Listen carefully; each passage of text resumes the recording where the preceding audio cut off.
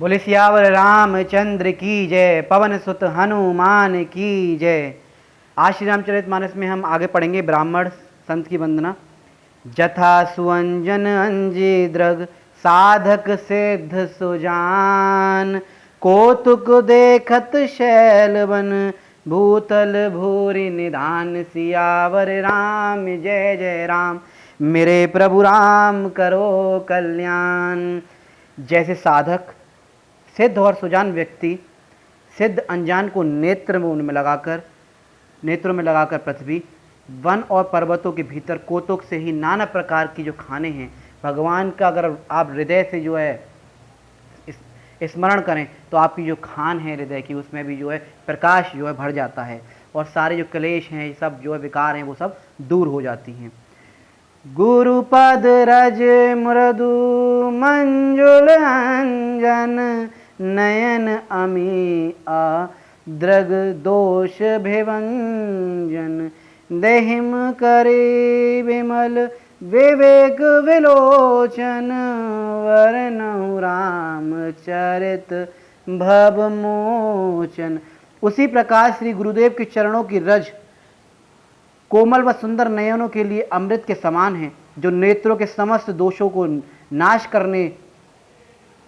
नाश कर देने में सक्षम है। मैं उसी अंजन में अपने विवेक रूपी नेत्रों को निर्मल कर संसार रूपी बंधन से मुक्त कर देने वाले श्री रामचरित्र के वर्णन करता हूँ। श्री रामचंद्र जी के चरित्र का वर्णन करता हूँ।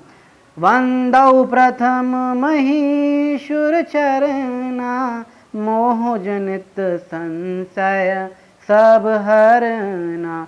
सोजन समाज सकल गुण खानी, करहु प्रणाम सप्रेम सुबानी।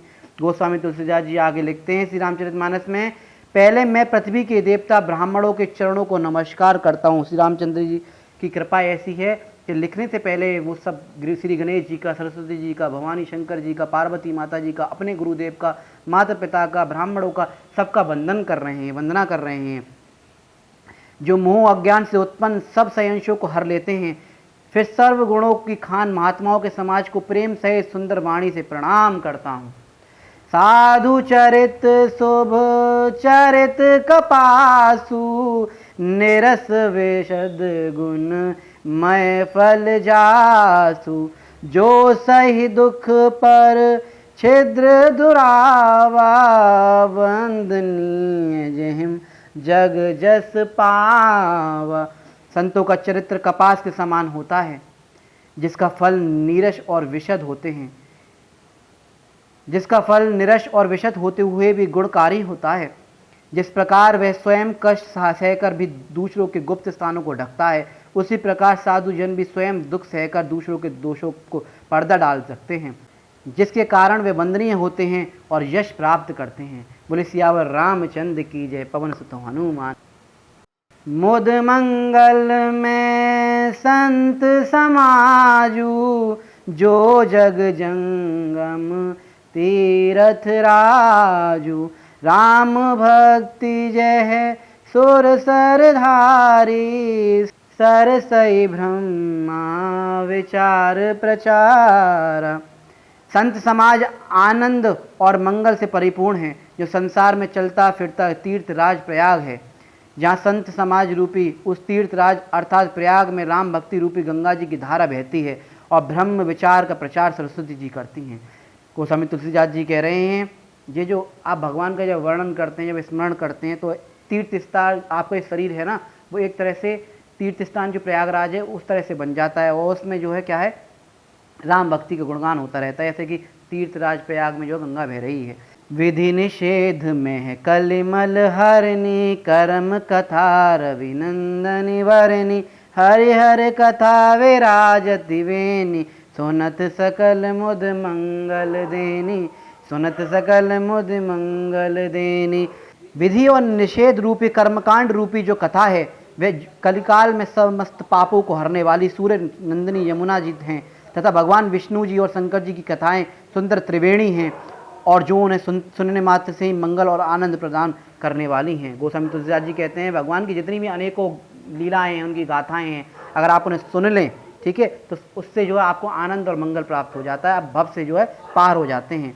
वटु विश्वास अचल निज धर्मा, तीरथ राज समाज सुकर्मा, सब ही सुलभ सब दीन सब देशा, सेवत सादर समन कलेशा, सेवत सादर समन कलेशा। अपने धर्म में जो अटल विश्वास अक्षय वट है और शुभ कर्म भी तीर्थ राज का परिवार है, वह संत समाज रूपी तीर्थ सब देशों में सब समय सभी को सहज है तथा आदर पूर्वक सेवन करने से क्लेशों का नाश करने वाला है। अखत आलौकिक तीरथ राव, देई सद्य फल प्रगट प्रभाव। ये तीर्थराज अखतनीय और अलौकिक है एवं तुरंत फल देता है, इसका प्रभाव प्रत्यक्ष है। सुनि समझई जन मुदित मन, मज्जई अतिन अनुराग, लहे चारु फल चछत तनु, साधु समाज प्रयाग, सियावर राम जय जय राम, मेरे प्रभु राम करो कल्याण। जो लोग प्रसन्न मन से संत समाज का उपदेश सुनते और समझते हैं तथा फिर बड़े ही अनुराग पूर्वक उसका मनन करते हैं एवं मन में मग्न होते हैं, वे शरीर के रहते ही धर्म अर्थ काम और मोक्ष चारों फल प्राप्त करते हैं। गोस्वामी तुलसीदास जी आगे लिखते हैं, मज्जन फल पेखिया तत्काला, काक होई पिक बकऊ मराला, सुनियाच रज करे जन कोई, संत संगति महिमा नहीं कोई। इस तीर्थराज में स्नान का फल तुरंत दिखाई देता है। इस स्नान से कोयल और बगुले हंस बन जाते हैं। ये सुनकर कोई अचरज ना करे, क्योंकि सत्संग की महिमा छिपी नहीं है। गोस्वामी तुलसीदास जी आगे लिखते हैं, अगर भगवान का स्मरण जो भी करता है वो जो है कोयल और बगुले जो हंस बन जाते हैं।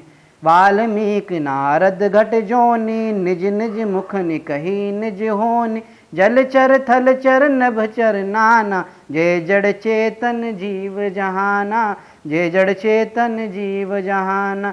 वाल्मीकि जी, नारद जी और अगस्त्य जी ने अपने अपने मुखों से अपनी होनी कही है। जल थल और नवचर उनके प्रकार की जड़ चेतन जीव इस संसार में हैं। मति कीर्ति गति भूति भलाई, जब यही जतन जहाँ यही पाई, जो सो जानव सतसंग प्रभाव, लोकहु वेद न आन पाऊ, लोकहु वेद न आन पाऊ। उनमें से जिसने भी और जिस प्रकार भी बुद्धि कीर्ति सदगति विभूति और नेकी प्राप्त की है, उसे सत्संग का ही प्रभाव समझना चाहिए। वेदों और लोक में भी इनकी प्राप्ति का दूसरा कोई उपाय नहीं है। गोस्वामी तुलसीदास जी आगे लिखते हैं, बिनु सत्संग विवेक न होई, राम कृपा बिन सुलभ न सोई, सत्संगत मुद मंगल मूला, सोई फल सिद्ध सब साधन फूला, सोई सब सिद्ध सब साधन फूला। बिना सत्संग के विवेक नहीं मिलता और राम कृपा के बिना सत्संग सुलभ नहीं है। गोस्वामी तुलसीदास जी कहते हैं, बिना सत्संग के विवेक नहीं मिल सकता, आपको शांति नहीं मिलेगी, और राम कृपा के बिना सत्संग सुलभ नहीं है। जब तक राम जी की कृपा नहीं होगी, जब तक जो है आपको सत्संग जो है सुलभ नहीं होगा। सत्संगति कल्याण की जड़ है, सत्संग की सिद्धि ही फल है, बाकी सब साधन तो फूल मात्र हैं। सठ सुध रही सत्संगति पाई, पारस परस कुधात सुहाई, विधि सब सुजन कुसंगत परे ही, फनि मनि सम निज गुण अनुसरही, फनि मनि सम निज गुण अनुसरही। गोस्वामी तुलसीदास जी आगे लेते हैं, सत्संगति पाकर सठ बुद्धि अर्थात दुष्ट भी सुधर जाते हैं।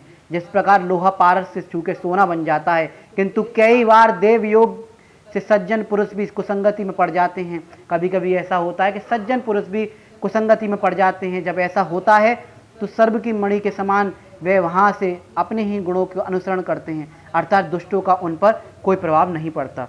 लेकिन गोस्वामी तुलसीदास जी कहते हैं, जब एक कुसंगति में से छोड़ के आप जब संगत अपनाते हैं, अच्छी संगत अपनाते हैं, तो आप पर राम जी की कृपा होती है।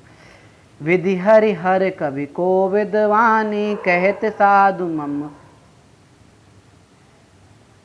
विधि हरि हर कवि को विद्वानी, कहत साधु महिमा सकुचानी, सोमो मन कही जात न कैसे, सागवनिक मनि गुण गण जैसे, सागवनिक मनि गुण गण जैसे। गोस्वामी तुलसीदास जी आगे लिखते हैं, ब्रह्मा विष्णु महेश कवि और पंडितों की वाणी भी संत महिमा का वर्णन करने में संकोच करती है। सत्संगति की महिमा कहते सकुचाती है, फिर उस महिमा का वर्णन मैं अकेला कैसे कर सकता हूँ। मेरे लिए ये कार्य वैसे ही असंभव है जैसे साग भाजी बेचने वाली मणि मणिक्यों के गुण समूह का वर्णन नहीं कर सकता। बंदौ संत समान चित हित अनहित नहीं कोई, अंजलिगत शुभ सुमन जिमी समसुंगद कर दोई। सियावर राम जय जय राम।